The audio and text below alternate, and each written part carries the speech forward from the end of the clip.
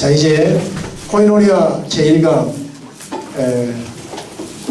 바나바의 명강사 킁킁짱 똑같이 하겠습니다. 아마 2년 만에 다시 이렇게 오셔서 우리 후배들과 제자들을 위해서 쾌히 승낙하시고 오셔서 기쁘게 강의해 주시는 우리 이강진 목사님 광복 이후에 최대의 박수로 열렬한 박수로 한번 환영해 주시면 고맙겠습니다. 박수하겠습니다.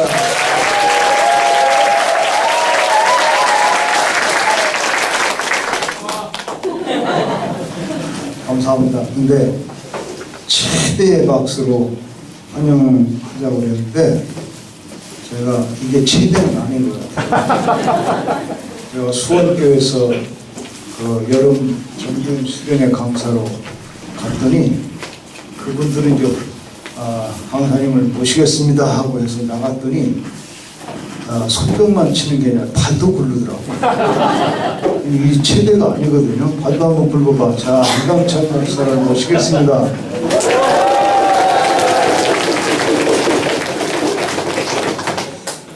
찔러 절반 우선 강의를 시작하기 전에 이런 모임을 주선하고 수고한 우리 본문의 임원들에게 취함을 감사합니다.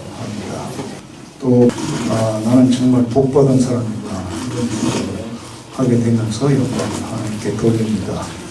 여러분 그 동문들이 끊임없이 기도해 주시고 그 동문들이 새 원장 김종 원장을 크게 자주 격려해 주시기를 부탁합니다.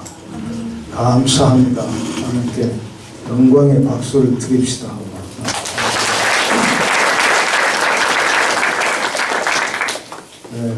이렇게 동문들이 모이는데 이 코미멀은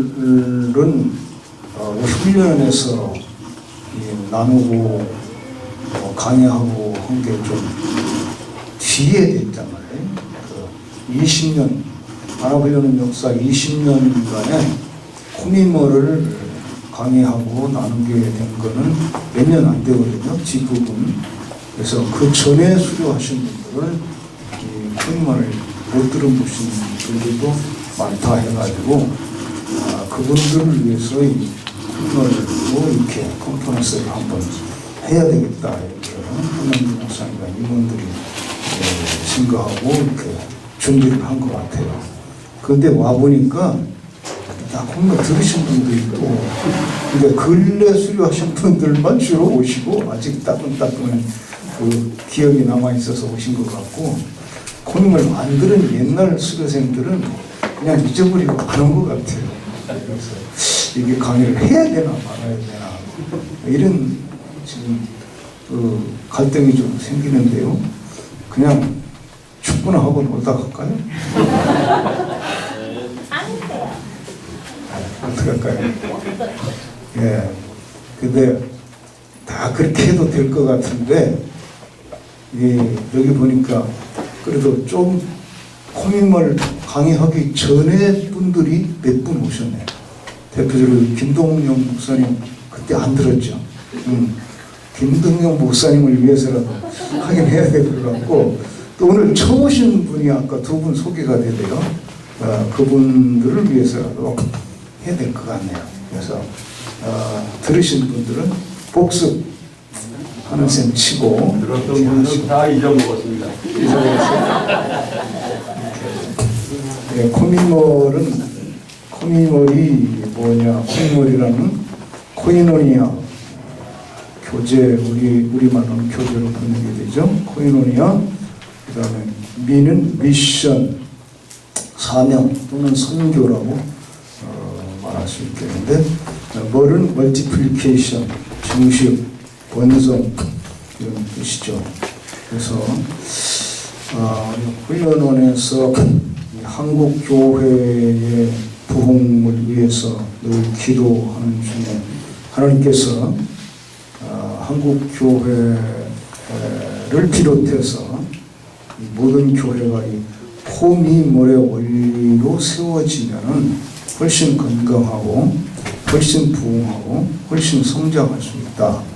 이렇게 이제 20년 동안 기도하는 중에 깨닫게 해주셔서 후반부에 정리가 되기 시작해서 이제 2011년도에 책으로 나왔고 그 전부터 이제 강의를 하기는 시작했어요. 그렇게 됐죠. 그래서 코미머리라는 책이 2권으로 나와서 시중에 나가 있는데 예전에 이 강의를 안 들으시던 분들 이 책조차도 모르고 계신지는 모르겠네요. 알고는 계신지. 하여튼 그렇게 해서 이 책으로 나와 있습니다. 그러면 이제 이 책 소개가 코미멀 본질이 몇 책이다 하는 코미멀이 한 권 있고 같은 코미멀인데 김집사의 목양행적 이렇게 해서 홈란 출판사에서 출판이 되어 있습니다. 그리고 코미멀 합본으로 본질이 몇 책이다 하고 김집사의 목양행전하고 합본으로 아이월 컨텐츠에서 전자책으로 나와 있습니다. 리디북스나 교보문고 전자책 코너에서 여러분들이 인터넷으로 다운받아서 사용할 수 있고 그리고 핸드폰에서도 플레이스토어에 들어가 보면 코미멀 치면 나오게 될 거예요. 핸드폰에서 책을 다운받아서 읽으시는 분들은 플레이스토어에서 코미멀 쳐서 읽으실 수 있습니다. 그래서 여러분도 아직 안 읽으신 분들은 이렇게 해서 둘 중에 하나 선택해서 읽으시고 주변 사람들에게도 소개해 줄 수 있게 되길 바라고요. 그럼 이제 코미멀이요. 근데 이번에 이 코미멀을 전체를 다 강의할 수가 없잖아요. 짧은 일정에. 그래서 우리 한남기 목사님하고 저하고 이 줄다리기를 많이 했는데 한남기 목사님은 코이노니아 원리 딱 하나 그냥 코이노니아 원리 가지고 이제 4번, 5번 강의를 해야 되는데 한 번, 제1번 중요한 원리 강의하고 그다음 미션의 원리만 강의하고 멀티플리케이션의 원리만 강의해서 그냥 맛보기 해놓고 책이 있든지 아니면 다시 여기 와서 훈련을 받든지 그렇게 하게 하자. 그러고 나는 야, 너 코이노니아 하나만이라도 해서 제대로 그 코이노니아만이라도 경험하고 누리게 해주는 게 좋지 않겠느냐. 이렇게 둘이 줄다리기를 했는데 제가 공문 나한테는 안 보냈는데 다른 사람들이 보낸 공문을 보니까 거기는 코이노니아, 미션, 멀티플리케이션의 원리 이런 거 하나씩만 하는 걸로 되어 있더라고요. 그래서 내가 그럼 포기하고 그대로 해야 되겠다 하고 왔는데 그렇게 코미멀 원리만 딱 던져달라고 한꺼번에 다 해달라고 하는 이유가 뭔가 할 때 이건희 원장님의 마지막 강의가 될 거다 이렇게 했더라고요. 그러면 좋다. 다시 코미멀 강의할 기회가 이제 없구나. 마지막이니까 3개 다 그냥 원리만 딱딱 때려서라도 하긴 해야 되겠다 이렇게 생각하고 왔습니다. 그래서 그렇게 해나가죠. 근데 또 저기 써붙인 데는 이제 코이노니아만 가지고 또 써붙였어요. 그러니까 이제 내 마음대로 하는 겁니다. 저렇게 하든지 이제 공문 나간 대로 하든지 이제 이렇게 할 거니까 어차피 다 못 끝내니까요. 그렇습니다. 이 코이노니아 원리 이 한국 교회가 아니 한국 교회뿐 아니라 세계 교회가 마찬가지지만 이 교회가 우리가 성실하고 잃어버리는 것 중에 가장 중요한 게 이 코이노니아를 성실하고 있다는 겁니다. 특별히 한국 교회에서는 이게 참 수정하기도 교정하기도 어렵지만 한국의 다른 나라에 비해서 훨씬 한국에는 이 권위주의가 강력해가지고 수직적으로 모든 걸 만들어 나가는 목사, 장로, 권사 뭐 이렇게 해가지고 권위주의로 일렬로 세우는 그런 이 문화 분위기가 있기 때문에 코이노니아는 높낮은 게 없거든요. 그래서 완전히 서로 하나가 돼서 형제, 자매로 교회가 이루어지고 있다는 이 사실이 가장 중요한 원인인데 이게 잘 안 돼요. 하여튼 저는 성경은 그렇게 가르치고 있다. 적어도 오늘 그렇게 강의할 테니까 여러분 아셔서 잘 적용할 수 있기를 바랍니다. 이 본질로서의 코이노니아 이게요. 예수님께서 이런 기도를 하셨습니다. 요한복음 17장에 우리와 같이 그들도 하나가 되게 하옵소서. 물론 그 앞부분에 거룩하게 되게 해달라는 기도도 있고 이런저런 기도가 요한복음 17장에 제자들을 위한 기도가 여러 가지가 나와 있지만 가장 핵심적인 기도, 가장 반복되고 있는 기도는 제자 공동체가 하나 되게 해달라는 기도입니다. 그런데 주목해 보시면 여기 놀랍게도 우리와 같이 그들도 하나가 되게 하옵소서 그렇게 기도합니다. 여기 나오는 우리가 누굽니까? 여기 우리는 하나님 아버지와 예수님이 하나인 것처럼 제자들이 하나 되게 해달라고 기도하니까 이 하나됨은 보통 이 외형적인 하나됨이 아니에요. 완전히 삼위일체 하나님이 하나인 것처럼 이 교회가 하나 되게 해달라고 기도한 거거든요. 그래서 이게 굉장히 깊은 의미가 있을 것 같아서 계속 묵상하게 됐는데 이 기도가 계속 반복되면서 이게 반복되고 있어요. 아버지께서 내가 아버지 안에 있는 것 같이 저희도 다 하나가 되어 우리 안에 있게 해주시고, 그러니까 예수님이 하나님 아버지 안에, 아버지가 예수님 안에 이게 삼위일체 하나님 하나 된 것처럼 제자 공동체 교회가 하나 되게 해달라고 이렇게 기도하고 있다. 야, 차원이 이게 보통 차원이야. 이거는 에큐메니컬 운동하는 차원 그런 게 아니고 무슨 통합적 합동적 다시 통합하는 그런 것도 아니고 이건 굉장한 깊은 차원을 가지고 있다. 이게 반복돼요. 우리가 하나가 된 것까지 저희도 하나가 되게 지금 빨간 글씨만 읽었는데 23절에 빨간 글씨가 또 나와야 되는데 안 쳤네요. 내가 저희 안에 아버지께서 내 안에 계셔 저희를 온전함을 이루어 하나가 되게 하라. 하나가 되게 하라고 기도했습니다. 만약 예수님께서 십자가를 지시기 전에 마지막 이 종강과 더불어서 제자들을 위한 중보 기도가 요한복음 17장에 기록이 되어 있다면 이 기도야말로 이루어져야 되는 거 아닙니까? 그죠? 그리고 예수님이 가장 중요하게 생각하는 것이라 이렇게 우리가 이해할 수 있지 않습니까? 그럼 도대체 이게 어느 정도까지의 차원을 가지고 있는 기도인가의 그림으로 보면 자, 저희가 하나가 되어 우리 안에 있게 하사 제자들이 하나가 되고 삼위일체 하나님하고도 이 제자들이 하나가 되는 이런 엄청난 차원의 하나됨을 위해서 기도하셨고 이렇게 하나된 공동체가 되면 세상이 알게 된다는 겁니다. 세상이 이런 공동체만 봐도 하나님 살아계시구나. 하나님이 또 우리를 사랑하시는구나. 하나님이 세상을 구원하기를 원하시는구나. 이 하나님의 마음과 하나님의 뜻이 이 하나된 공동체를 통해서 세상에 알려지게 되고 나타나게 되고 그것 자체가 전도가 되게끔 기도하고 계신 것입니다. 그러니까 이걸 거꾸로 우리가 보면 이 교회 공동체가 이 코이노니아 완전히 하나된 코이노니아 공동체를 이루지 못하고는 전도가 안 이루어지고 세상에 하나님을 나타낼 수가 없다는 얘기가 되는 거죠. 그래서 이런 깊은 차원의 기도를 들으셨는데 이게 뭔가 하고 묵상하는 동안 성령께서 성경의 전체적인 이 코이노니아 원리를 깨닫게 해 주시더라고요. 그 근거가 어디서부터냐면 하나님께서 사람을 창조하신 말씀을 하는데 우리의 형상을 따라 우리의 모양대로 우리가 사람을 만들자 하고 만들었다 이렇게 기록되어 있어요.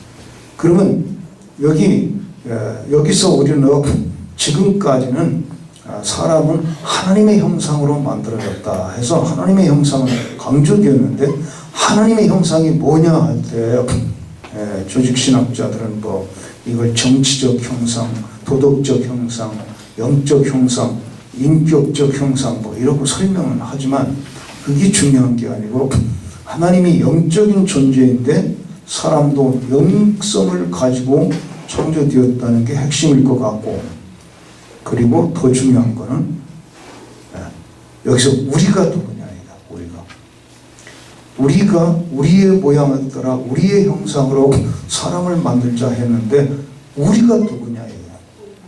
우리가 누구냐, 여기서 우리를 해석하는데, 제가 성경 주석가들의 책을 이런 입장 저런 입장에서 쓴 책들을 대조해 보니까 한 3가지 해석 방식이 나오더라고. 첫째는 이거는 하나님과 천상에서 천사들하고 회의를 했다, 이렇게 해석하는 성경학자도 있습니다. 또 두 번째는 히브리어를 가지고 설명하기를, 히브리어에는 단수이지만 복수로 쓰는 경우가 있는데 특별히 아주 경애의 복수라는 게 있다. 경애, 누군가를 경애하는 표현을 할 때는 단수지만 복수로 표현한다. 그렇기 때문에 여기서 우리는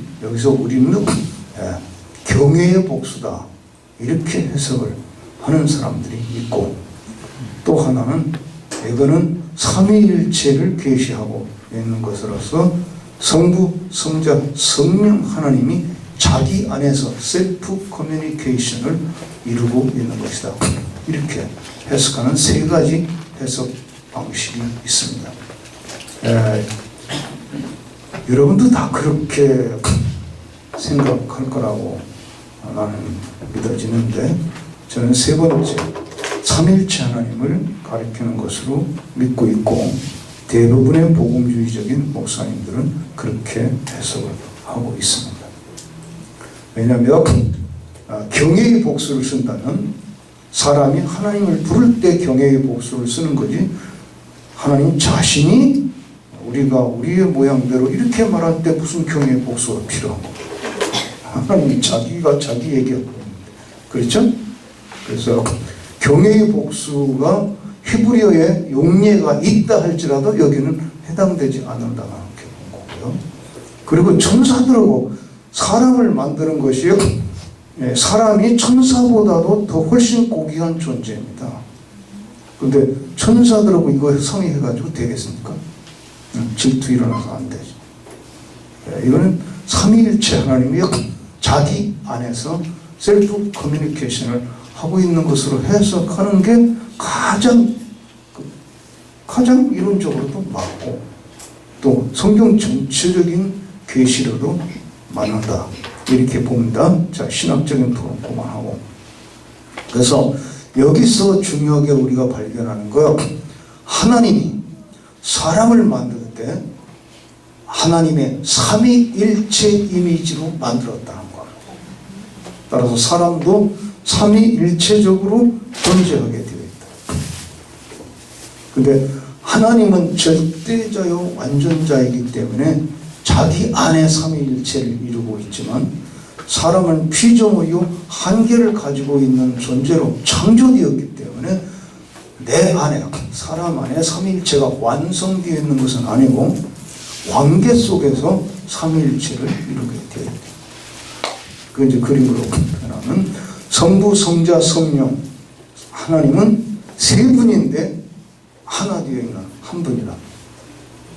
바로 이 삼위일체 이미지, 우리 이미지로 하나님께서 사람을 창조하셨으므로 사람도 삼위일체적으로 살게 되어 있는데, 사람은 피조물이고 완전한 존재가 아니기 때문에 하나님과 나와 너라고 하는 관계로 삼위일체를 이루고 살도록 그 이미지로 그렇게 만드셨다.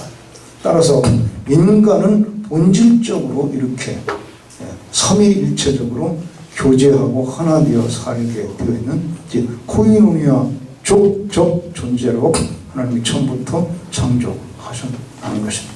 그래서 이 원리를 깨닫고 하니까 사람이 살아가는 것도 어떻게 사는 게 가장 건강하게 살고 행복하게 사는 거, 이 삼위일체적으로 사는 거예요. 타락한 인간들은 너를 잡아먹어서라도 내가 살려고 하는데, 너가 없이는 기본적으로 우리는 인간은 존재할 수가 없다.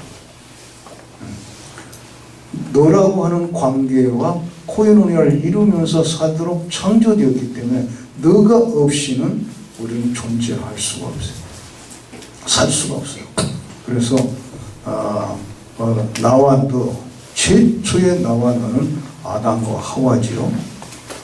또 우리가 사회적인 관계로 볼 때 최초의 코이노니아는 남편과 아내가 제대로 된 코이노니아 속에서 살아야 되는 거죠. 그런데 남편과 아내가 아무리 둘이 짝짝꿍이 되고 코이노니아가 온전히 이루어진다 할지라도 하나님과의 코이노니아가 제대로 되지 않으면 또 그게 불완전하고 건강하지 못하고 완전한 행복을 누릴 수가 없어요. 이렇게 하나님이 자기의 삼위일체 이미지로 사람을 창조하셨기 때문에 바로 이 삼위일체적인 코이노니아 속에서 인간이 가장 건강하고 가장 행복하고 가장 온전한 삶을 살도록 되어 있었다. 또 우리 그리스도인들이 종종 잘못된 경우가 있는데 오직 하나님과 내가 완전한 하나가 되면 완전한 인간으로 착각을 하고 그렇게 밤낮이 금식하고 기도만 하고 하는데 그것도 하나님이 창조 원리가 아니에요. 아무리 하나님하고 내가 가까워도 늘어난 존재가 없으면 이게 인간이 완성이 안 되는 거예요. 그래서 이 기독교의 영성 자체가 처음부터 삼위일체적인 영성이에요. 나와 너와 하나님이 하나 되어 살아가게 되는 이 영성이 온전한 영성이에요. 그래서 이 사랑과 신뢰로 하나 되고 교제하는 그런 인간으로서 이것이 우리 이미지로 만들어진 인간이다. 제가 길게 설명하지 않고 그냥 가겠습니다. 그런데 이렇게 하나님이 삼위일체적으로 살도록 창조하셨고 타락하기 이전에 인간은 이렇게 삼위일체적으로 살았어요. 그리고 너무 완전했고 너무 행복했고 부족함이 없는 삶으로 살게 됐어요.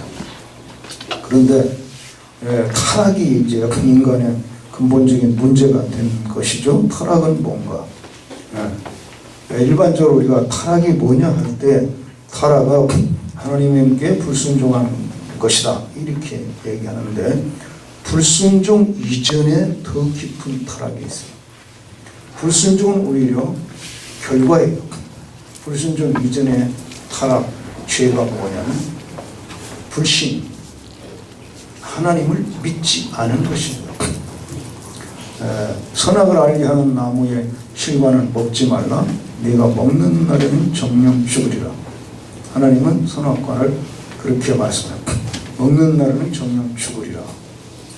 그런데 마귀는 뭐라고, 뱀은 뭐라고 와서 여기에요. 뱀이 여자에게 이르되 너희가 결코 죽지 아니하리라. 자, 그러면 아담과 하와는 하나님의 말씀을 믿을 거냐 뱀의 말을 믿을 거냐 이 선택의 기로에 서게 됐는데 우리가 성경의 기록에 의하면 아담과 하와는 하나님의 말씀을 믿지 아니하고 뱀의 말을 믿었습니다. 자, 이것이 코이노니아라는 차원에서는 무엇을 의미합니까? 하나님을 불신함으로 하나님과의 코이노니아가 깨졌다는 것입니다. 이게 사실은 죽음의 출발이에요. 이 죽는 겁니다. 선악과를 먹으면 죽는 게 그 과일 속에 독이 들어있어서 죽는 게 아니라 하나님을 믿지 아니함으로 코이노니아가 깨져서 영성이 죽고 코이노니아가 죽고 인간이 죽음의 운명을 맞이하게 되는 것이죠. 그래서 근본적인 죄는 불신이고 불신은 코이노니아를 파괴하는 요소가 되었습니다. 그래서 이제 창세기의 기록을 계속 읽다 보면은 이 타락하기 이전에는 아담과 하와가 행복하게 교제하면서 사는 중에 하나님이 자주 임재하셔서 나타나셔서 대화를 아담과 하와가 한 것으로 생각이 되는데 이때 하나님을 불신하고 선악과를 먹은 다음에 하나님이 에덴 동산에 나타나시니까 아담과 하와가 두려워서 숨었다고 되어 있어요. 왜 두렵죠? 왜 두려워요? 코이노니아가 깨지니까 두렵죠. 여러분, 이 지구상에 코이노니아가 없는 것을 전제로 하면 제일 무서운 존재가 누군지 아세요? 사람이에요. 여러분, 밤길을 걷다가 무슨 짐승, 산짐승 만났다고 그렇게 두려워하는 게 아니야. 강도 만나니까 이게 더 두려운 거지. 그래서 코이노니아가 깨지는 것은 바로 두려움이에요. 깨져서 두려움을 경험하게 되었다. 그러면 이 아담과 하와, 나와 너의 코이노니아는 어떻게 된 건가? 타락할 때 거기 보면 이 아담과 하와 사이에, 나와 너 사이의 코이노니아도 파괴되는 것을 볼 수 있습니다. 이 불신을 하기 전에는 하나님께서 하와를 아담에게 이제 만들어서 같이 살아라고 이렇게 이끌어 주니까 아담이 한눈에 반해가지고 이는 내 뼈 중에 뼈요 살 중에 살이라 이렇게 감격의 씨를 읊었지요. 그런데 얘기하다 보니까 생각나는 게 하나. 중고등학생들에게 아담 하와 얘기했더니 설교 시간에 학생 하나가 손을 번쩍 들어요. 목사님, 왜? 저희 정말 이해가 안 되는 게 있어요. 뭔데? 아담은 어떻게 하와를 보자마자 한눈에 뿅 가가지고 그렇게 뭐 뼈 중에 뼈다 살 중에 살다 끌어안고 난리쳤죠. 데이트를 몇 번이나 해보고 이상이 맞는지 꿈이 맞는지 성격이 맞는지 그런 다음에 난리치면 모르겠는데 어떻게 보자마자 그렇게 끌어안고 난리칠 수가 있겠습니까? 도대체 나는 이해가 안 갑니다. 고등학생이 질문을 하고 내가 뭐라고 대답해야 되나 이거. 나도 처음 받는 질문이라서 잠시 생각을 했더니 옆에 앉은 친구가 말이죠. 그 질문한 친구 옆구리를 팍 치더니 야, 이 자식아 그때 무슨 선택의 여지가 있냐 그리고 다 대답해 주더라고요. 네, 어떤 뼈 중에 뼈, 살 중에 살이라 이렇게 감격스럽게 하나 된 그 시를 읊었는데요. 하나님을 불신하고 마귀와 말하자면 마귀와 코이노니아 관계가 만들어진 다음에는 마귀의 영향을 계속 받으면서 하나님께서 아담에게 내가 먹지 말라는 열매를 왜 먹었냐 그러니까 이렇게 말해요. 하나님이 주셔서 나와 함께하게 하신 여자 그가 그 나무 실과를 내게 주므로 내가 먹었나이다. 여기 잘 주목해 빨간면 여자 그가 몇 인칭이에요? 3인칭. 자기 내 뼈 중에 뼈요 살 중에 살이다 할 때는 몇 인칭이야 이게? 1인칭이에요. 하나인데 벌써 제3자로 전락시켜버렸어. 갈라졌어요. 코이노니아가 파괴됐어요. 이것이 인간에게 있어서 불행하게 된 결과입니다. 타락은 코이노니아가 파괴되는 결과를 가져왔습니다. 그런데 이 그림으로 보니까 이게 세 원이 붙어 있어야 되는데 이 불신이 들어가면서 다 깨져버렸어요. 이런 불신은 코이노니아를 파괴하는 겁니다. 부부간에도 불신이 들어가고 있는 불신하고 있는 동안은 하나가 될 수가 없어요. 그래서 불신으로 인해서 코이노니아 관계가 깨져버렸습니다. 그러면 구원이 뭡니까? 구원은 물론 이 지옥 갈 영은 예수 믿고 회개하고 천국 가게 되는 것이다. 이렇게 구원을 설명하죠. 그거 틀린 건 아닙니다. 그거 틀린 건 아니지만 이런 코이노니아라는 입장에서 구원을 생각해 보면 바로 잃어버린 이 코이노니아를 회복하는 게 구원이에요.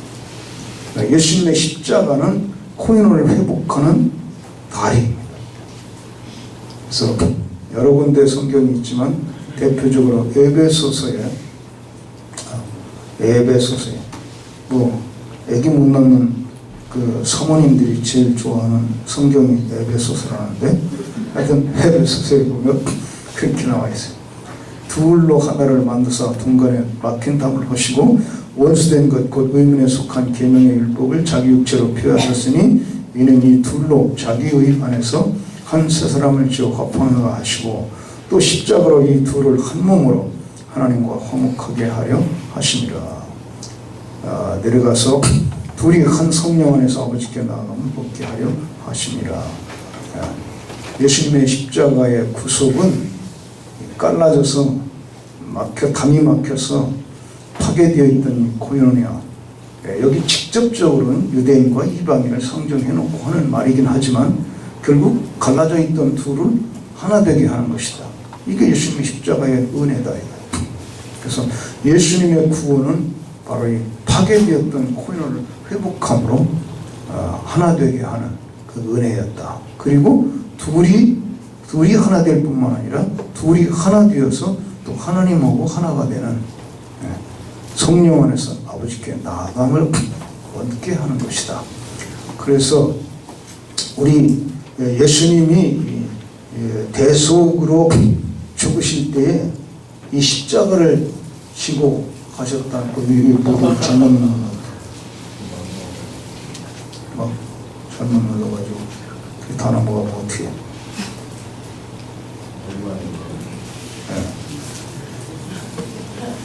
이걸로 해야 되는데, 예수님이 십자가를 지고 가셨다고 하는 건 기가 막힌 상징성을 또 가지고 하나님의 섭리 가운데서 하신 것 같잖아요.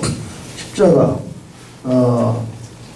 깨어져 버린 하나님과 나 사이에 이 코이노니아를 회복하는 다리가 되었고, 나와 너의 깨어진 코이노니아를 회복하게 하는 다리가 되었고, 이 십자가의 회복, 코이노니아가 회복되게 하시는 이런 십자가로 예수님이 대속을 하셨다. 굉장히 중요한 상징입니다. 그래서 그림으로 보면 코이노니아 세 사람을 예수님이 지으셨다.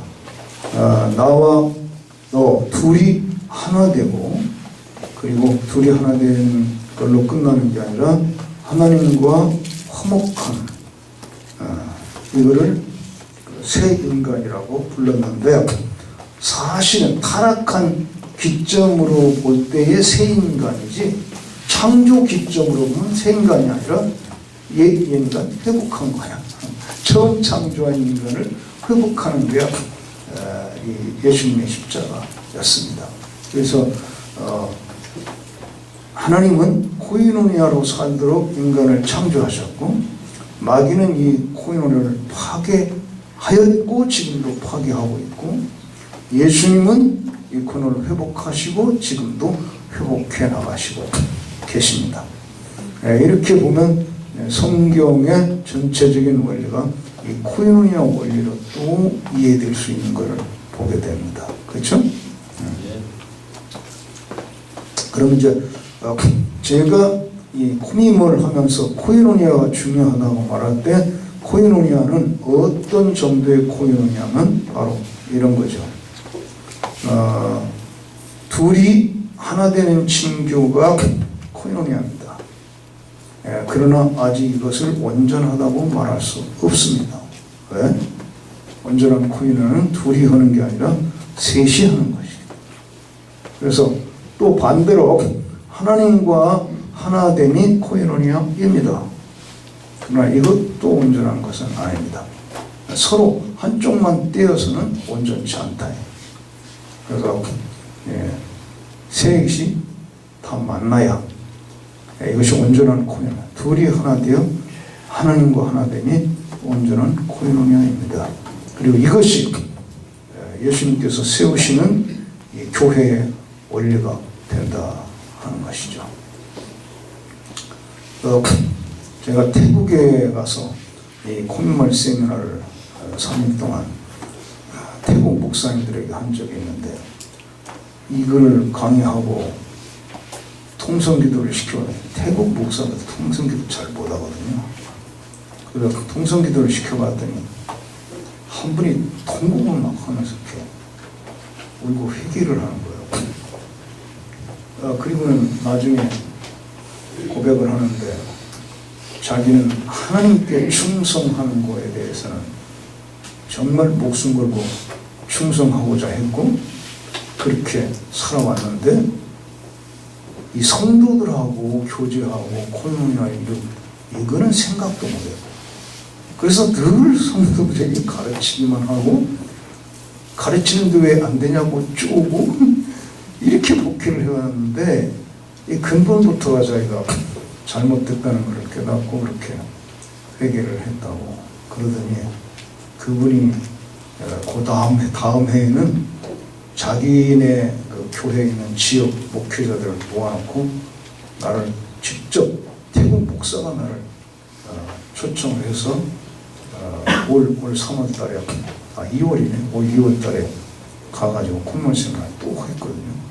근데 그때는 뭐 선교사가 초청한 게 아니고 그 태국 목사님이 초청해가지고 그렇게 친구 목사들을 모아놓고 자기네 교회가 헌금해서 다 밥에 먹고 잠자고 하면서 이것도 선교사가 초청해서 현지 목회자들 세미나 할 때는 선교사가 한국서 복음해가지고 와서 이제 이게 밥값 다 먹여주면서 이렇게 하잖아요. 근데 이제 태국 목사가 은혜 받고 이게 얼마나 중요한가 자기가 1년 동안 체험하고 보니까 너무 귀해서 이렇게 자기가 헌금하고 자기네 교회가 헌금하고 그래서 이 친구 목사를 한 40년 모아놨더라고요. 그래서 올 2월 달에 또 세미나를 하고 왔는데 내년 1월 말에 또 가기로 되어 있어요 지금. 왜냐면 이게 너무 좋아서 자기가 또 다른 지역에 이렇게 모아놓을 테니까 한 번 더 와달라고.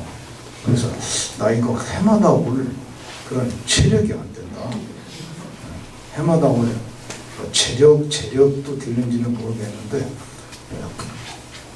특별히 해마다 올 체력이 안 되니까 그러고 내년 1월에 올 때는 내가 강사를 좀 데리고 가서 고당부터는 내가 하고 그 강사하고 당신하고 해라. 당신도 이제 몇 번 들었잖아요. 그렇게 준비시켜놨어요. 그리고 이제 우리 여기서 경험했던 게 있는데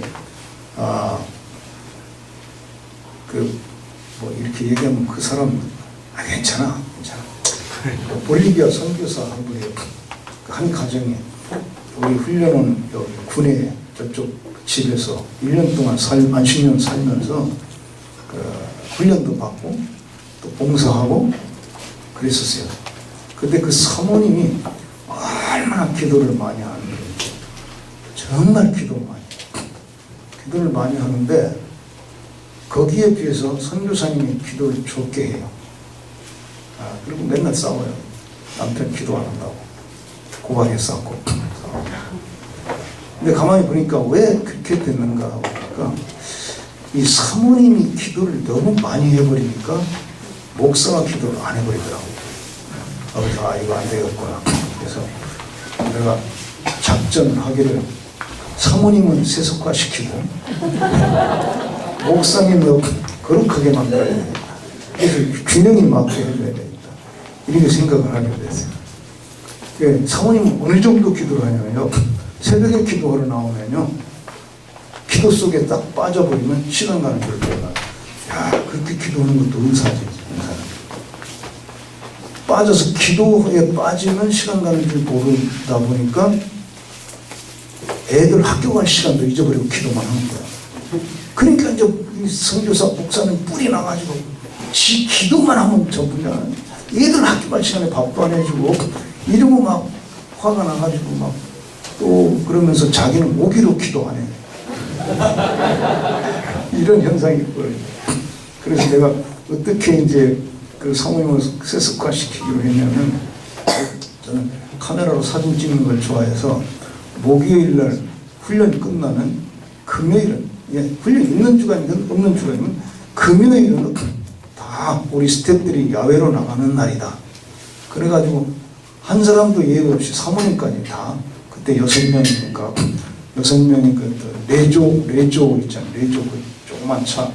6명 탈 수는 있어요. 뒷자리 차는 사람은 좀 불편하지만 그거 끌고 이제 금요일마다 나가면 사모님은 막 불안해가지고 이렇게 놀아도 되나? 불안해가지고 기도해야지 이렇게 놀아도 되나? 근데 나는 막 눈 딱 감고 금요일은 모든 스텝이 예 없이 다 나가야 돼. 그래서 사모님들까지 다 데리고 그냥 나가서 사진 찍고 놀고 막 그렇게 하는 거야. 이렇게 놀아도 되나 하고 막 불안해하던 사모님이 한 1년 그러고 다니니까 잘 놀더라고요. 그 대신에 이제 남자 선교사님이 이제 네가 기도 좀 해. 네 균형을 맞춰. 네가 기도하니까 사모님 혼자 네 목까지 하느라고 그러잖아. 기도 좀 해. 이렇게 해서 이제 끌어내리고 하나는 끌어올리고 이렇게 해가지고 이렇게 균형 맞추기를 해서 보냈더니 재밌게 살고 있어야죠. 그런데 우리가 이렇게 하나님께만 충성한다고 하나님 이거 관계만 가지고 완성되지 않아요. 반드시 가정에서는 부부가 가족들과 자녀들과 다 이게 코인노니아가 잘 돼야 되고, 그리고 또 주변 사람들하고 이웃 사람들하고도 또 같이 일하는 같은 동네의 목사들하고도 이렇게 하여튼 이게 화목한 그 코인노니아 관계를 우리가 누리고 대화하고 소통하고 하면서 함께 살도록 하나님은 처음부터 창조하셨고, 하나님이 회복한다면 바로 그 코인노니아 인간을 회복하는 거기 때문에 우리가 그 방향을 깨닫고 함께 가져야 되고, 교회는 말할 것도 없이 코인노니아 공동체로 서야 된다는 거죠. 고린도전서 12장 26절에 만일 한 지체가 고통을 받으면 모든 지체가 함께 고통을 받고, 한 지체가 영광을 얻으면 모든 지체가 함께 즐거워하느니라. 이게 교회라는 거예요. 그리고 요한일서 1장 3절에 보면은 요한 사도가 전도를 얘기할 때도 이렇게 얘기했어요. 우리가 보고 들은 바를 너에게도 전하면 너희로 우리와 사귐이 있게 하리. 우리가 복음을 전하고 있는 것은 우리와 사귐이 있게 하려고 복음 전하는 것 아니에요. 사귐이 코인노니아잖아요. 그런데 우리의 사귐은 우리끼리만의 사귐이 아니라 아버지와 그 아들 예수 그리스도와 함께합니다. 예수 그리스도와 우리 아버지 하나님과 함께 하나된 이 교제 속에 감격스러운 삶을 우리가 살고 있는데, 너희도 와서 이 코인노니아에 함께 참여하고 이 기쁨을 가지라고 전도하고 있다, 이렇게 표현합니다. 그죠? 그러니까 이 전도가 이루어지려면 코인노니아 공동체를 먼저 이루고 경험하면서 그 코인노니아의 감격을 가지고 전도를 해야 온전한 전도가 됩니다. 이바와 선교사님처럼 혼자 많이 가서 전도하는 것도 은사고 중요한 일이긴 하지만 그게 전도로 끝나면 또 안 되는 거예요. 구원받은 사람들이 코인노니아를 이루고 감격스럽게 주님을 예배하고 서로 사랑하고 이렇게 하나 된 경험을 하면서 살아야죠.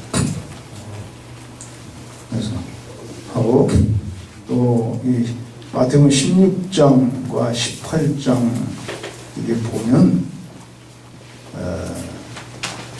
이 교회가 바로 이 코인노니아 공동체가 돼서 합심해서 기도하면서 마귀를 붙고 영혼들을 풀고 또 전도가 이루어지고 이렇게 하도록 되어 있거든요.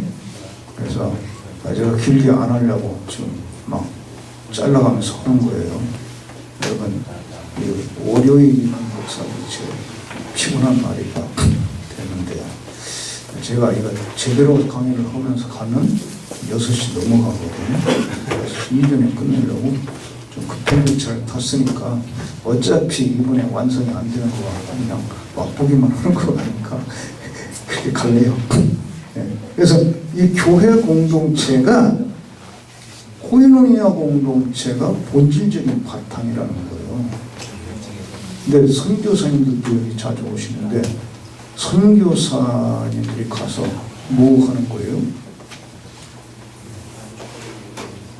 코인노니아 공동체를 거기 세워야 돼요. 여기 가서 뭐 긴장하고 갈등하고 싸움만 하면서 주님 나라를 세우러 간다고 그러잖아요. 그 말이 안 돼요. 주님 나라는 코인노니아 공동체거든요. 본질이. 또 목사님들은 뭐요? 사명이 뭐요? 코인오니아 공동체를 세우는 거거든요. 근데 왜 지방이나 노예만 열면 막 삿대질하고 싸우고 난리요? 코인오니아가 전혀 연습이 안 된 사람. 코인오니아가 전혀 경험이 안 되고 연습이 안 되는 사람들이 보이니까 빗대우려고 싸우고 뭐 자기 잘난 체하고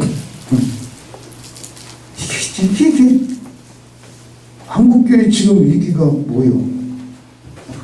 이 하나됨을 잃어버렸기 때문에 제각각 제멋대로 그냥 사는 거예요. 진짜 교회를 우리가 회복을 하고 진짜 교회를 세워야지 숫자만 많이 만들어 놓으면 다 되는 게 아니란 말이에요. 숫자 많이 만들어 놓고 맨날 싸우고 그건 예수님의 뜻이 아니야. 마귀가 원하는 거지. 마귀가 원하는 건 코인오니아 다 깨는 거잖아. 지금도 마귀는 계속 깨는 거예요. 한국교회 무자비하게 깨져나가잖아. 지금. 이거 마귀 전략이 다 나와. 예수님과 하나 되게 하는 거야. 하나된 공동체를 이루게 하는 거예요. 그래서 이 코인오니아가 교회의 본질이다. 그런데 이 코인오니아 원리를 깊이 깨닫게 되면 한국교회 목사들이 참 고민이 많이 생깁니다. 그래서 모른 채 그냥 코인오니아가 나발이고 모른 채 그냥 지금 있는 대로 살자 이렇게 사는 분들이 이제 90% 이상 되지요. 이거 강의 들어도 이미 우리는 코인오니아로 누리면서 살 수 있는 그런 구조가 아니고 이렇게 상하 구조로만 되어 있기 때문에 상하 구조로 신자들도 그렇게 또 훈련 받아 와서 아니 우리 집에 함께 살고 있는 평신도도 그래요. 제가 요즘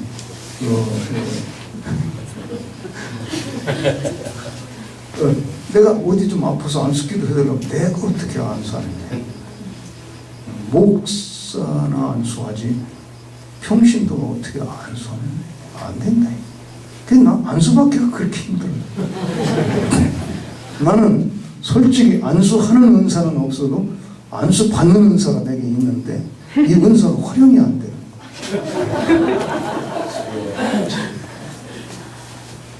거야. 왜? 목사도 평신도도 상하 구조로 딱 이미 문화가 그렇게 성경의 진리가 아닌 문화가 딱 굳어져 가지고 우리 형제들 목사도 기도 받아야지. 코인오니아 관계 안에서는 높고 낮은 게 없잖아요. 그래서 여기 와가지고 어떤 사모님이 그런 고백을 하긴 했어요. 코인오니아 원리를 깨닫고 나니까 참 편안해졌다. 네, 지금까지 자기는 어미닭 스타일로 목회를 해야 됩니다. 어미닭이 병아리들 품고 이렇게 늘 품어만 주는 그런 건 줄 알았는데 코인오니아 관계 속에는 높고 낮은 것도 없으니까 내가 연약할 때는 나의 연약함을 고백할 수 있고 신자들이 나를 위해서 기도해 줄 수 있고 그래서 그 사모님이 깨닫고 가더니 생전 내놓지 않던 기도 제목을 가서 자기 집사들에게 내놨단 말이야. 나 어디가 아프다. 근데 목사와 사모는 어디가 아파도 신자들에게 그거 내놓을 수도 없는 거야. 어디가 아프면 지질이 기도도 안 해가지고 영성도 없어가지고 몸이나 맨날 아프고 이렇게 해버리니까 근데 이제 내려가자 맘 먹고 가서 나 어디가 아팠다고 했지?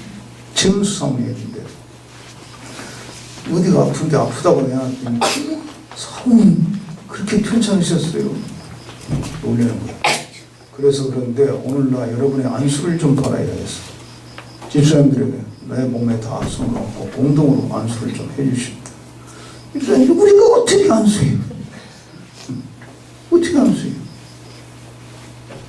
안수할 권한이 없잖아요. 우리가 안수할 권한이 어디가 있는 거예요? 형제가 아프면 그거 고쳐달라고 하나님께 부르짖고 기도하면 되는 건데 무슨 거기에 격식이 있어요. 사모님이 감춰 당신들이 손을 얹으면 내가 놔준다. 좀 얹어라.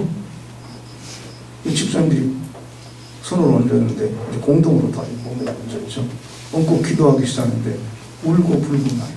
그런 기도를 해본 적이 없는데 하다 보니까 그냥 자기들도 막 뭔가 이상한 감정이 느껴졌고 성령도 거기에 역사하셔서 눈물로 기도하게 되고 사모님 고침받았어요. 할렐루야. 이게 코에노니아란 말이에요. 우리는 코에노니아의 본질은 없어지고, 담임 목사와 부목사 이것도 고민거리네. 담임 목사와 부목사는 어떤 관계예요? 담임 목사는 명령하고 부목사는 복종하고.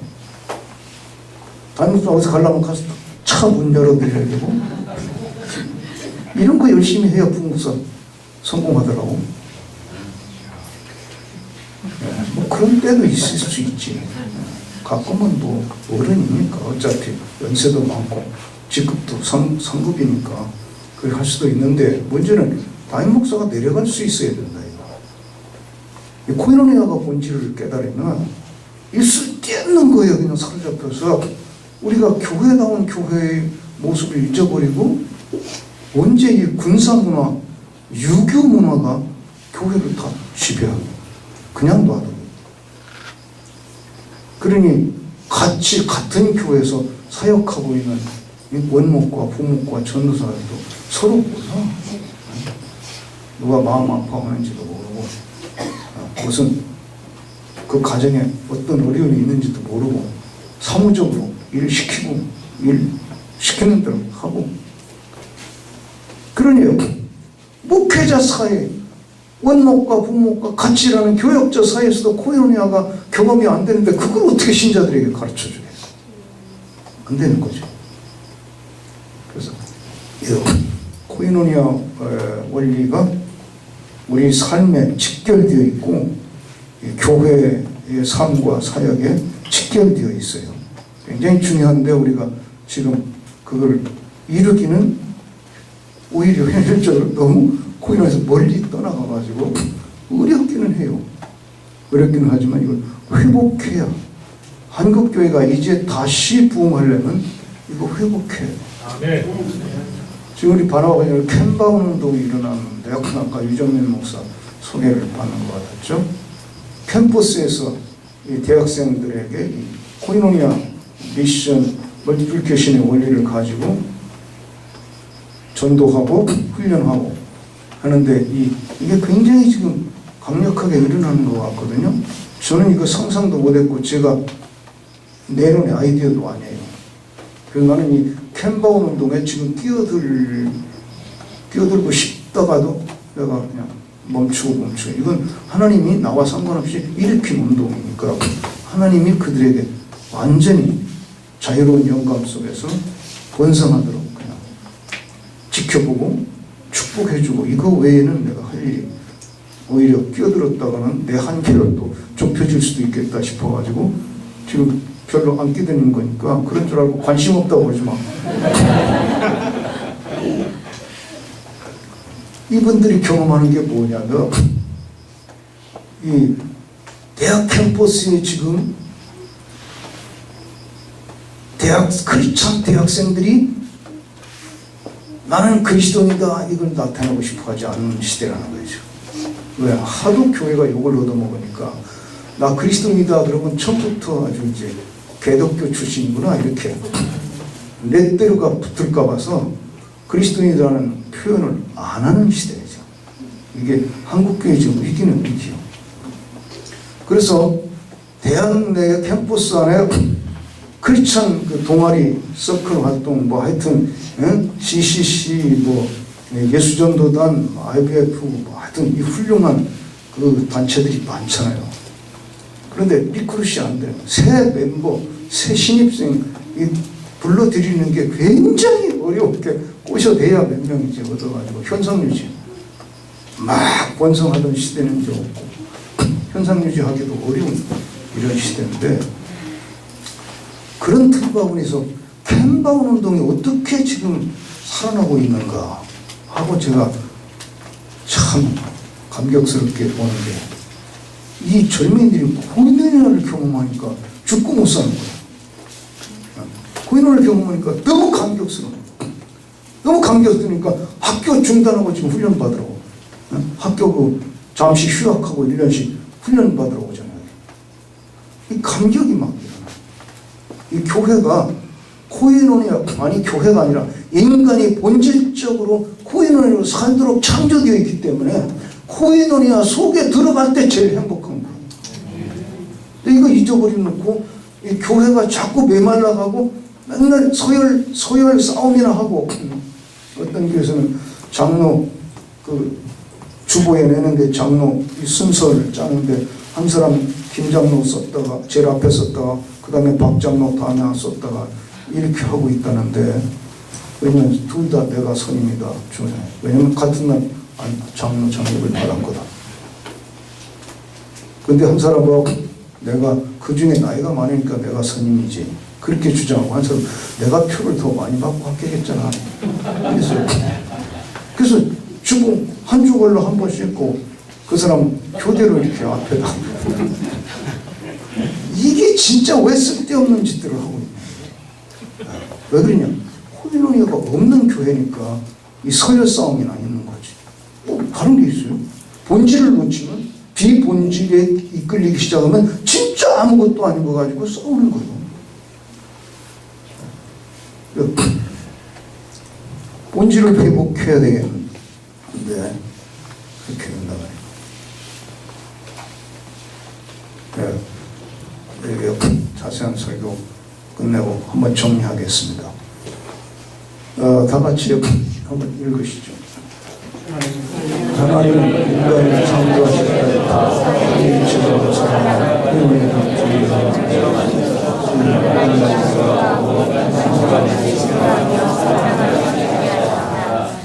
하나씩 제가 요 삼각표 하나씩 할 때마다 끊어서 왜냐면 막 하다 보면 서로 그 속도가 안 맞아가지고 왔다 갔다 한다고.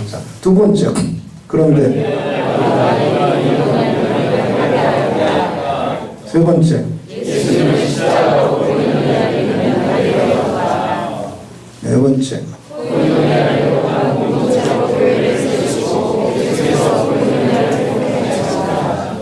다섯 번째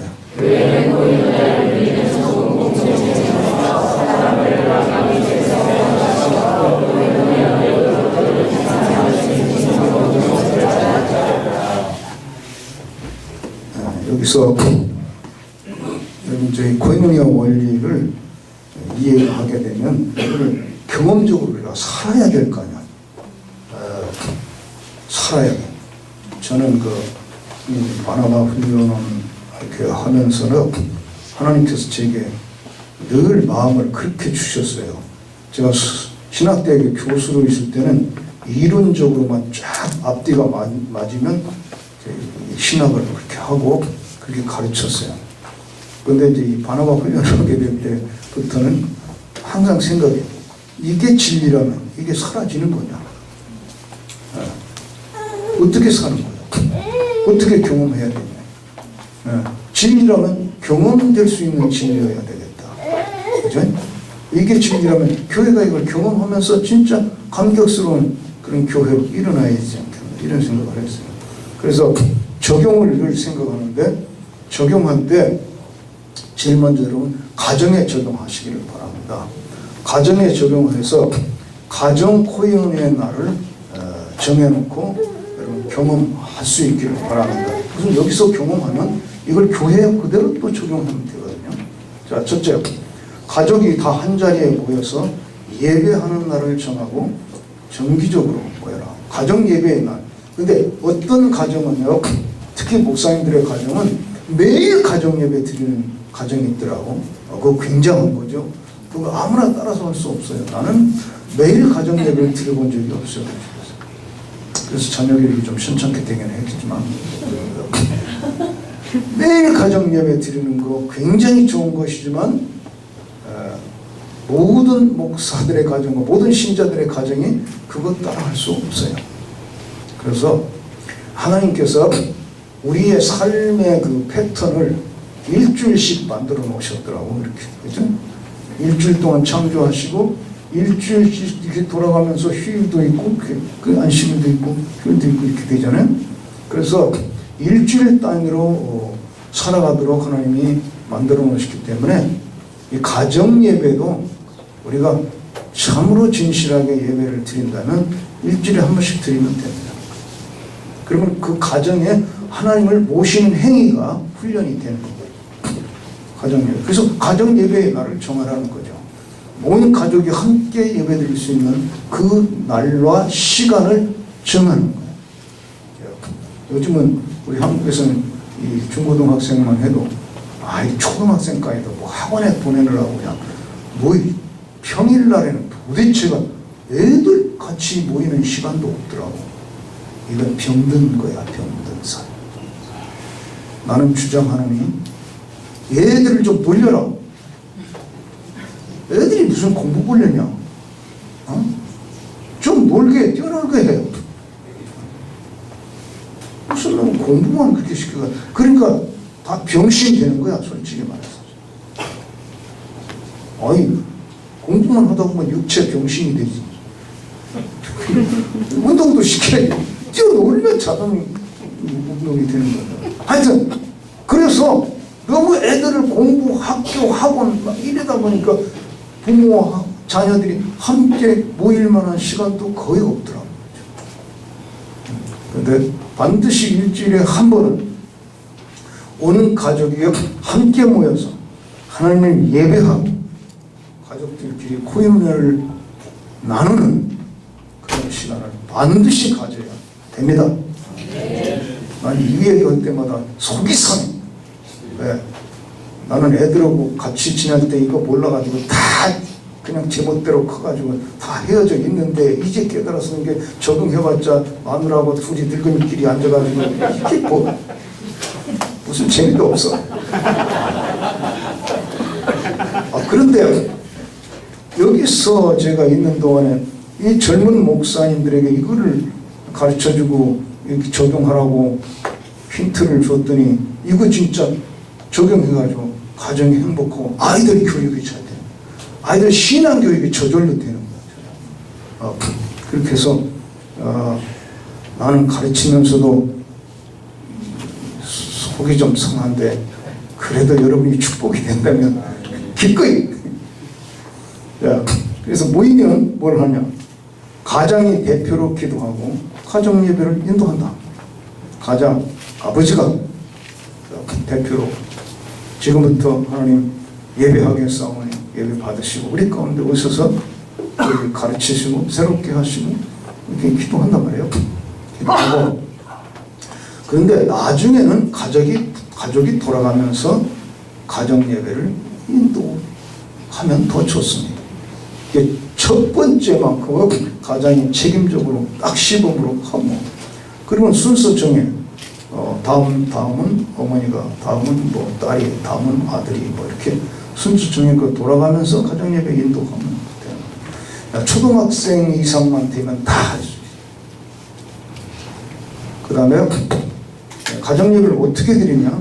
찬양으로 한 20분 동안 찬송이나 복음송 가족이 잘 아는 곡으로 찬양 예배를 드립니다.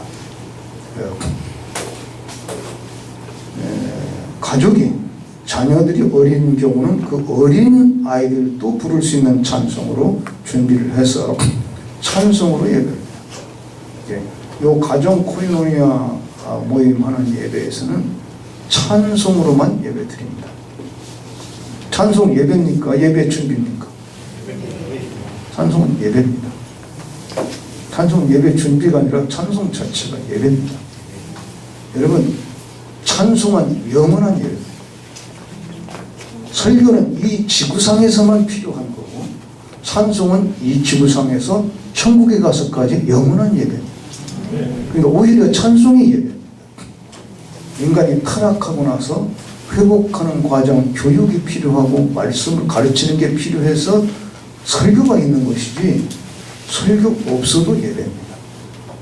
찬양은 본질적인 예배입니다.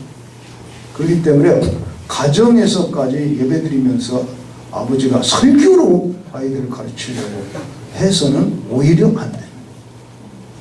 설교가 필요 없습니다. 내 삶이 설교입니다. 가정에서 아버지가 작은 자녀들하고 살아가는데 말로 설교해가지고 가르쳐? 그렇게 생각한 것부터가 지금 교육 잘못 들어가는 거예요. 삶이 설교죠. 아버지는 삶이 설교. 그러니까 설교하려고 덤비지 마. 교회 성도들도 요즘 별로 설교 듣고 싶어 하지 않은데 가정에서까지 또 설교. 왜? 그렇게 하고 이제 삶을 나누는 과정으로 들어가면 됩니다. 삶을 나눈다. 지난 한 주간 살면서 감사했던 일이 무엇인지 서로 얘기하고 또 어려웠던 일은 뭔가 그리고 기도 제목은 뭘 가지고 있나 이렇게 나누는 겁니다. 이 나누는 게 굉장히 중요해요.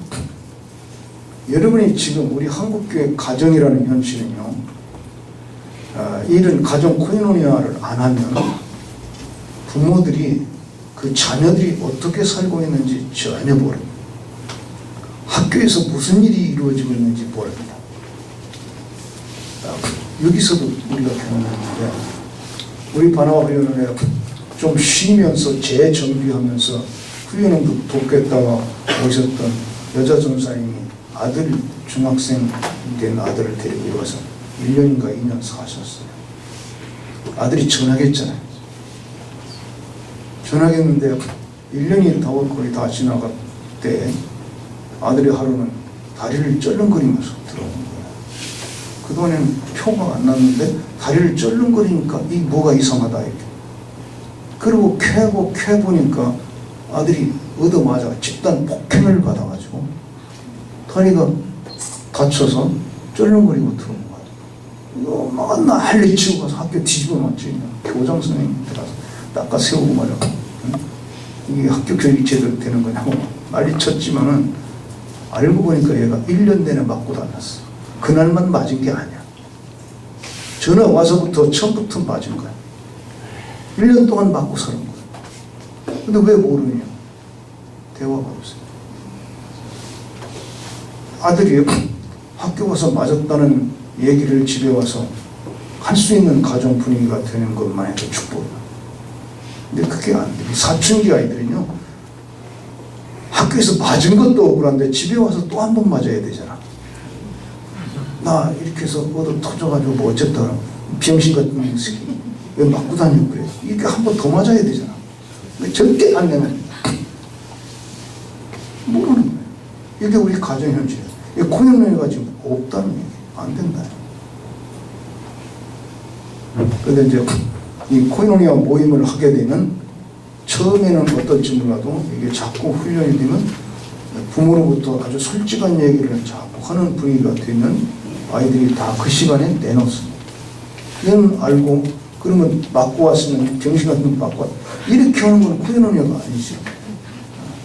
일단 받아주고 야 얼마나 너 속이 상하냐 받아주고 이걸 어떻게 해결할 거냐 공동으로 토론도 하고 기도하고 학교 가서 들었다 놨다 할 게 아니라 점잖게 가서 할 건 하고 이렇게 돼야죠.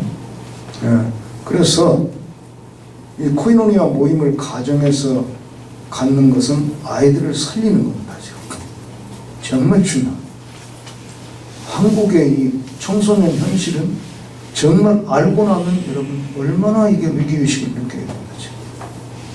근데 이것이 가정에서부터 해결이 돼야 되는데 가정에서 코이노니아가 없으니까 가정에서 코이노니아를 경험하지 못하는 아이들은요 이 코이노니아로 사는 애들이 아니기 때문에 그냥 뭔가 그냥 애들 주워 패고서 왜 패냐면 그냥 심심해서 패는 거예요. 이유도 없어. 맞아야 될 이유가 없는데 맞는 거예요. 그러니까 이게 인격이 다 파괴되고 본질이 파괴되어 있기 때문에 인간 본질이 파괴되니까 다 파괴돼요. 코이노니아를 살게 되면은 이게 사랑의 근거를 하고 신뢰의 근거를 하게 돼야 돼요. 아무리 신자가 그래도 안 믿는 분은 글쎄 안 믿는 분도 그랬대도 신자끼리라도 그걸 경험해서 회복시켜 나가야 되잖아요. 가정에서만이라도 이게 회복되어서 나가야 되잖아. 나누어진 기도 제목을 가지고 합심해서 기도한다. 가족 지체의 고민이나 짐을 함께 지는 간절한 기도를 드리는 것이다.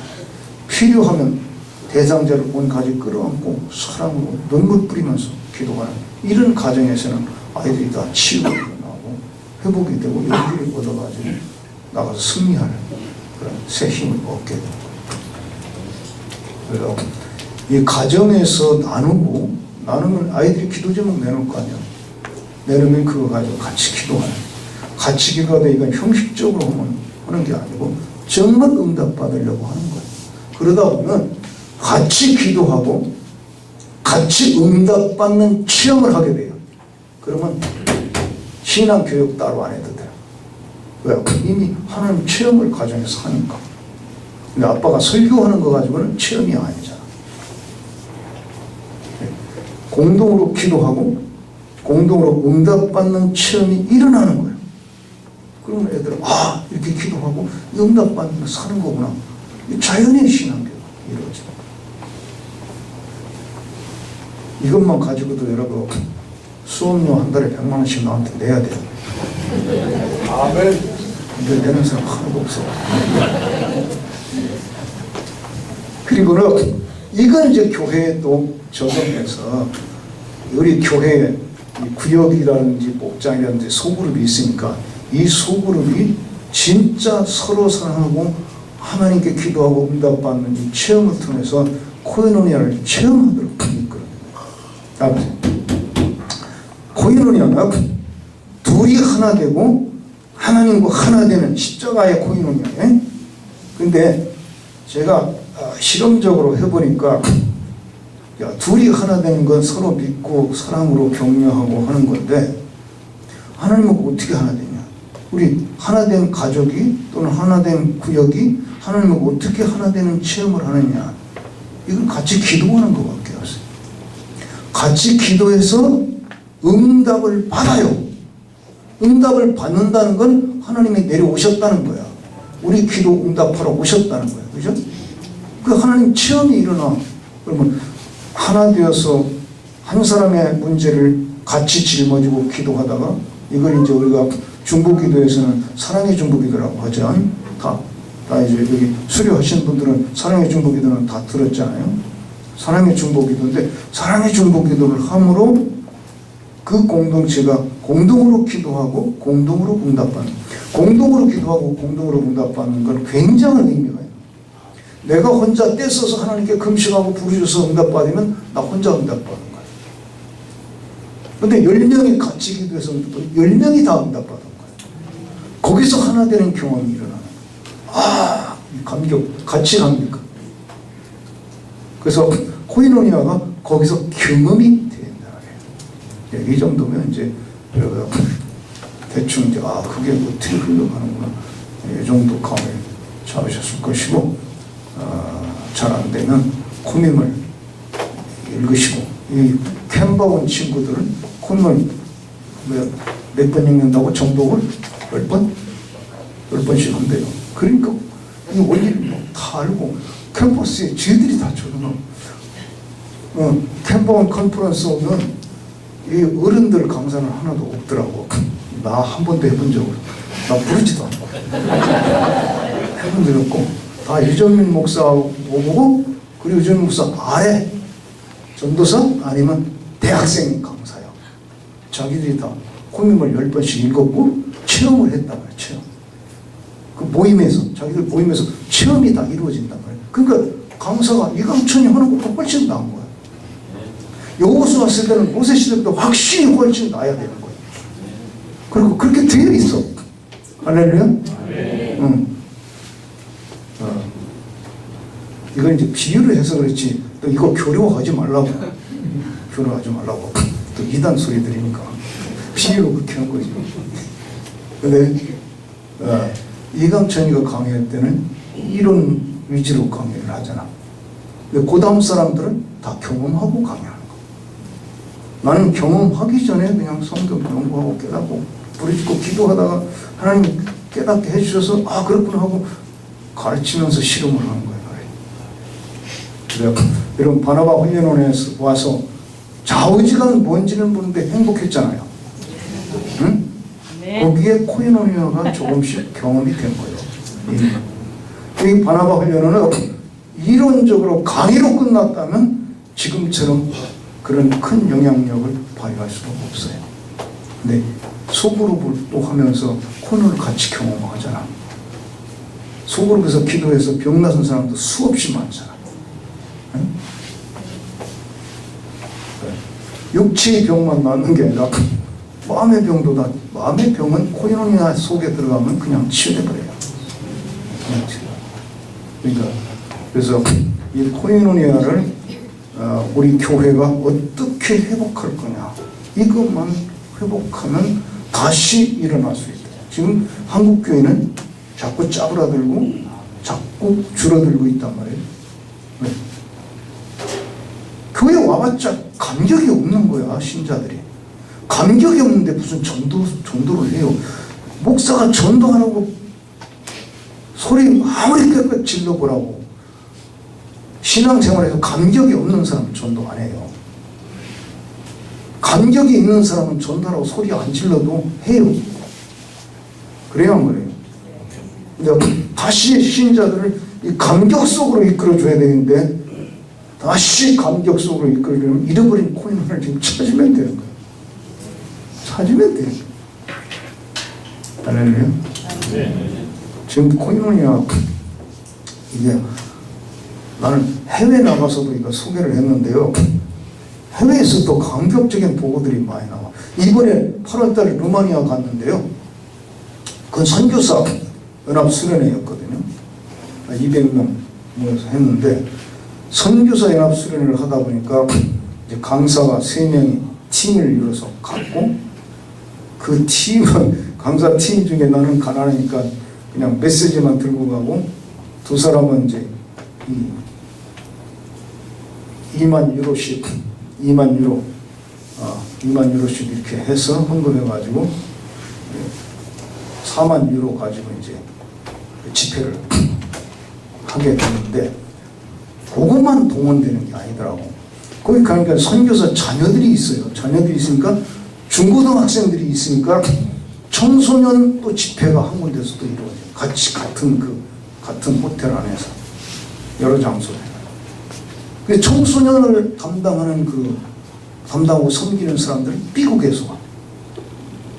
미국에서 자기들 한국명 들여가지고 와서 해주고, 또 어린이 담당해주는 팀이 또 있는데, 어린이는 오스트리아 비엔나에 있는 한인교회에서 사모님이 대장이 돼가지고 훈련된 교사들 데리고 와서 어린이도 담당해주는 거예요.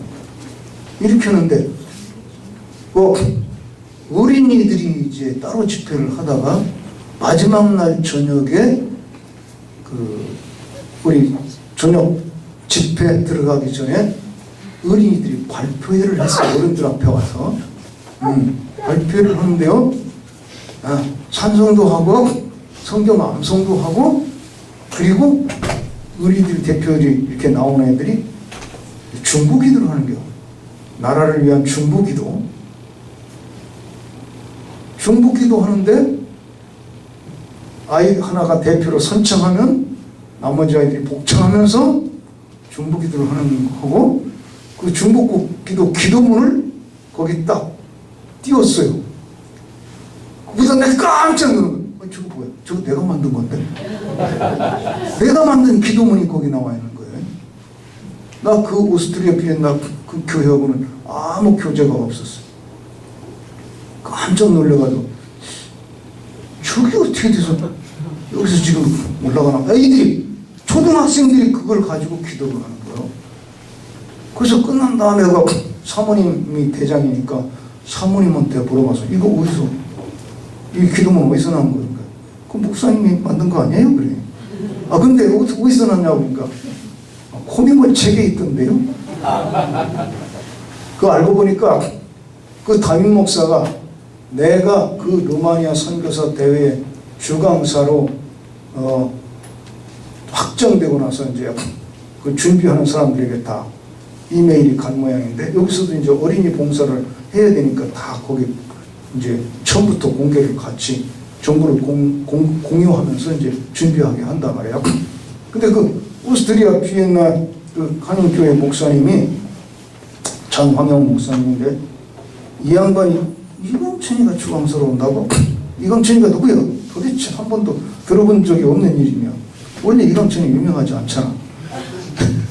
한 번도 들어보지 못한 이름인데 주광스러운다니까 이 양반이 인터넷 들어가가지고 다 조사한 거야.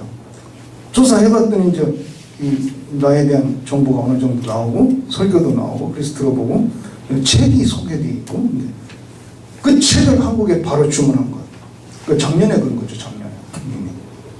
작년에 내정됐으니까. 작년에 그렇게 해가지고 홍영을 책을 주문해가지고 읽은 거예요. 읽고 보니까 너무 좋은 거예요. 아, 이거구나. 이 교회가 이거 코미문로 가야 되는구나. 그래가지고 그 오스트리아에서 한국에 또 주문해가지고 뭐 몇십 권 주문해가지고 우선 자기네 소그룹 리더들에게 그거 다 필독서 다 읽혀버려. 그리고 지금 그 적용하고 있다. 할렐루야. 책만 보고서도 적용하는 사람들도 있는데 여기서 강의해도 못하는 사람들도 있더라고. 나 이거 어떻게 되는지.